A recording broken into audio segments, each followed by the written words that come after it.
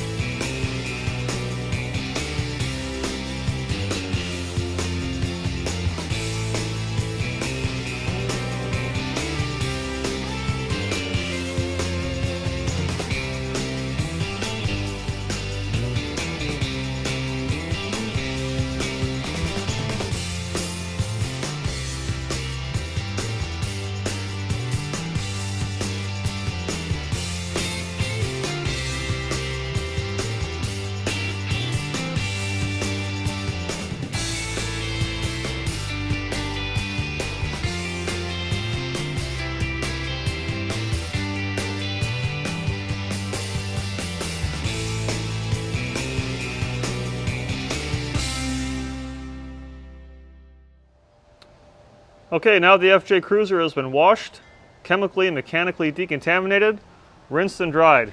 We can take a look at the true condition of the paint. You can see it's got swirl marks and scratches. The side of it has a bunch of water stains that are no longer topical. They're actually etched into the paint, just like the glass was stained by water. Emblems look good after a thorough cleaning. You can see here there's an outline, ghosting almost, of a decal that the previous owner had applied. So when I polish, I'll have to get real aggressive to remove that. And it looks like whatever adhesive they used, it's been on there for a long time. You can actually see, now that I look closer, it's affected the paint. So I'll have to decide if I want to get aggressive or if I want to just leave it alone, because it could cause further damage to the paint. So I'll pull it in to the garage, some random scratches there. And this is going to be a big picture detail overall. This is not a show car. I'm not going for a show car finish. I will two-step it. Check that out with the sun. I'll make it look a lot better. There you go, there's the money shot. So stay tuned for the next polishing step. Now it's time to restore the paint on the FJ. We're in my garage, and using the overhead lighting, you can see the condition of the paint. The vertical and the horizontal panels all look just like this. That's 11 years of swirl marks and scratches caused by improper washing and also water spots. You have a lot of dead paint that we're easily going to remove using a combination of our complete swirl remover and our complete finishing polish. Now, whenever you polish paint, we always recommend using the least aggressive pad first. However, I've polished quite a few vehicles. I know that a polishing pad or even a light cutting foam pad is not going to do the trick. So I'm going to reach for our Redline microfiber pad with our Flex XFE. This is the long stroke machine. It's very smooth, it's very powerful.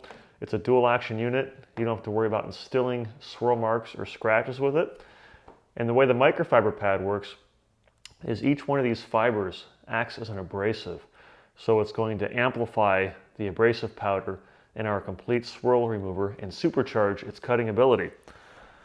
As a visual indicator to show the before and after difference, like you'll actually need this, because the paint is so bad it'll be obvious, I'm going to apply a tape line. And whenever you're applying masking tape, you don't want to press down really hard, especially if it's not an automotive specific masking tape, which this is not. Our complete swirl remover relies on an engineered abrasive. So the abrasive powder is created in a lab. It's a high quality abrasive. It's going to eliminate swirl marks and scratches and water spots and years of dead oxidized paint without scouring or hazing the finish. A little bit goes a long way. Doesn't take much. You can see there about 4 pea-sized drops, slightly larger. And this pad, I used it once before, it's been cleaned. So once the pad is loaded with product, meaning it's primed, you'll use even less. Never turn the machine on until the pad is flat on the paint. Put the cord over your shoulder to prevent any dragging or scratching on the paint. And the Flex, it's a variable speed machine. You have a variable speed dial right here. And the trigger is also variable speed. And you can lock it in place too. This machine is smooth, it's powerful, and they're made in Germany. Awesome units. Okay, I've spread the polish out, and I'm actually going to work on speed 5 for this. When you're removing swirl marks and scratches with a powerful tool like the Flex, speed 6 is not always necessary. Speed 6 is the highest setting. What you'll run into if you introduce too much heat to some polishes is it actually become hard to wipe off. So speed 5 is plenty for this machine.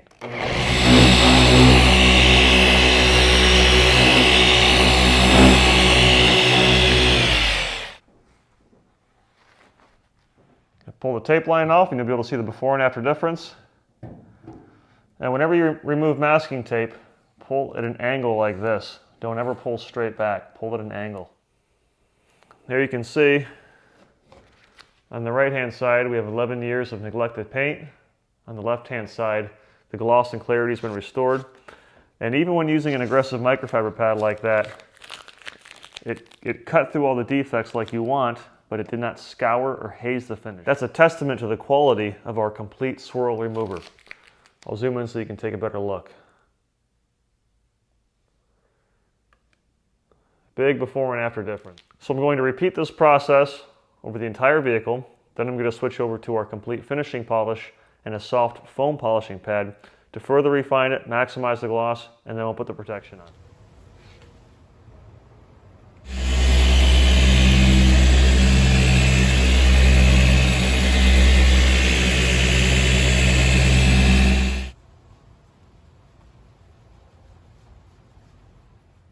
So I went ahead and I've polished all the larger panels, the fenders, the quarter panels, the hood, using the Flex XFE 15 with our 6-inch backing plate and a 6 1/4-inch microfiber pad.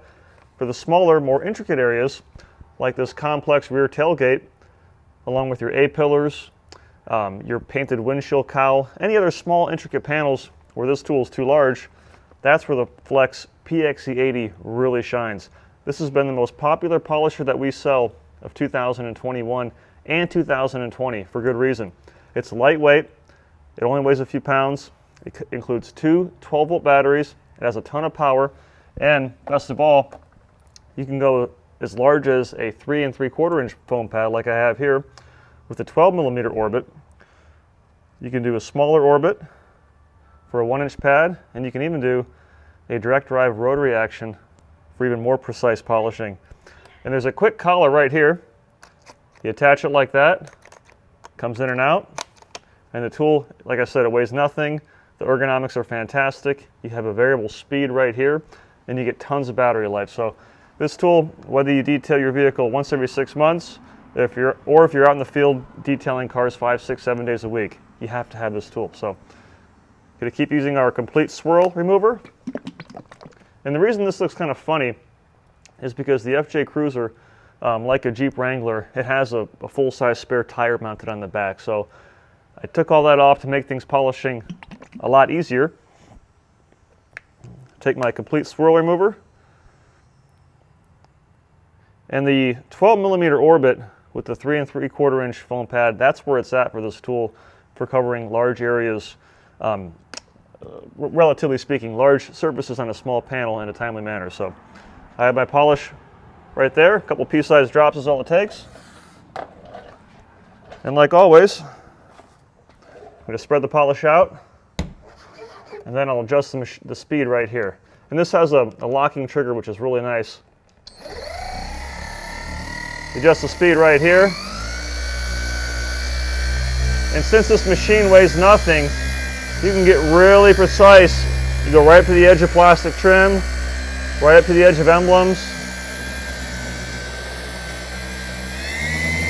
And on speed 4, man, it really rips.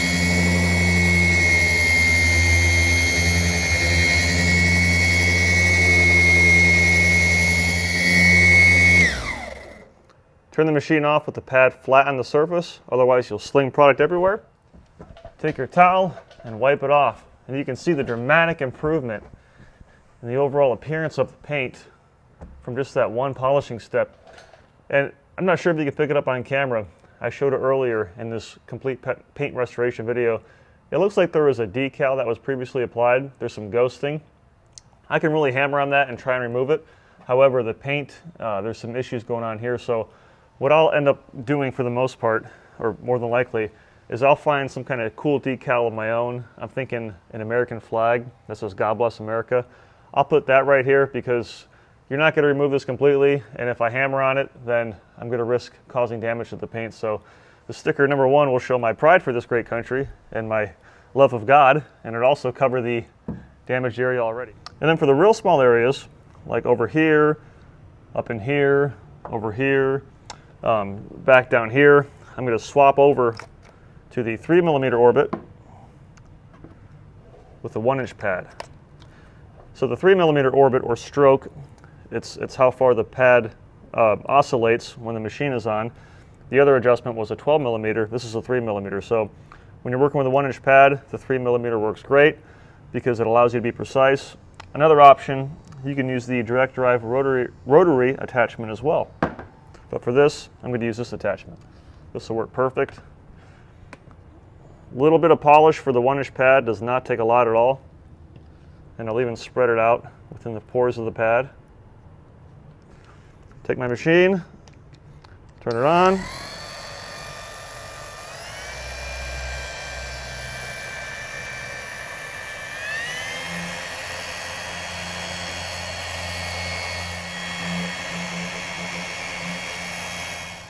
And you can see how convenient it is to have the smaller pad, because in areas like this, not only would this pad not fit, if you only have one tool, like the larger full-size buffer, there's no way you can get in there. So this tool is an absolute must-have.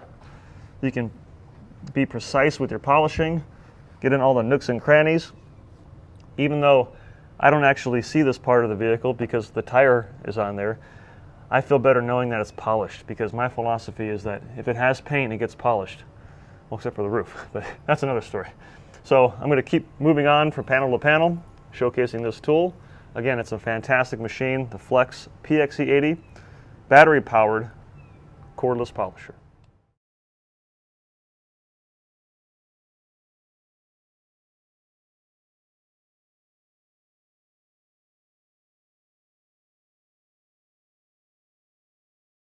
Once the polishing process was complete and the gloss and color of the paint was restored, it was time to wipe the vehicle down using our coating prep spray. This step is important before applying a ceramic paint coating because it cleanses the paint of polishing oils that are left behind from the polishing process. This formula is really easy to use. It's the perfect combination of wetting the surface to remove the oils and flashing so it's easy to buff off. Simply spray it on and wipe it off. It's really important when you do this step that you use an ample amount of product. After the entire vehicle has been wiped down with coating prep spray, it's time to apply ceramic paint coating. Work one panel at a time and apply it using the included applicator pad. Go side to side and then up and down, ensuring uniform coverage. Once the coating has been completely applied to a panel, you'll notice that it starts to flash. This is best described as a rainbow effect. When that happens, take a lint-free microfiber towel. Using short, firm strokes, you're going to wipe off the excess coating. And you're going to repeat this process panel by panel until the entire vehicle has been coated. It's really important that you flip your towel frequently and switch to a new towel, as that one becomes saturated with coating, so that way you don't smear it around. When you're working on a large panel, like a door or a hood, divide it into two panels. This video is sped up so you can see exactly how I treat a larger section. In this accelerated clip, you'll get a better idea of exactly what it looks like as the coating flashes. Here I am applying it to the rear door on my FJ Cruiser, which is pretty small, so I counted it as one panel. I go side to side and up and down. If you pay close attention, you'll see the rainbow effect the more I distribute the product. Then I'm going to take a clean microfiber towel using short, firm strokes. I'm going to wipe it off. Flip your towel often and make sure you have plenty of towels on hand. After the entire vehicle has been coated, park it in your garage for a full 24 hours while the coating cures. It's really important that the vehicle is not exposed to water or moisture while the coating cures. Check out my 2010 FJ Cruiser after being completely coated using the McKee's 37 ceramic coating. The paint looks brand spanking new, and it'll look this way for years. Thank you so much for watching, and if you have any questions, you know how to get a hold of me.